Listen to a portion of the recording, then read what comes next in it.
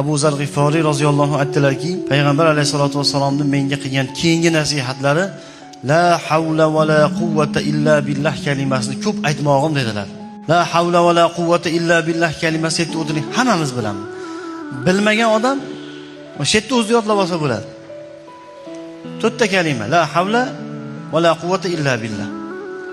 Mana shu kalima jannat xazinalaridan bir xazina ekandirlar. Abu Zar G'iforiy payg'ambar alayhisalom o'z otga buyuribdi. Kim la havla va la quvvata illa billahni ko'p aytib yuradigan bo'lsa, vaqtini bema'ni o'tkazmasdan, mashinada ketayotganda ham, bir joyda o'tirganda ham, mana u umrni, vaqtni g'animat bilib, Allohning zikri bilan ko'proq mashg'ul bo'lib, la havla va la quvvata illa billahni ko'p aytadigan bo'lsa, qiyomat kunida jannat xazinalaridan bir xazina beriladi.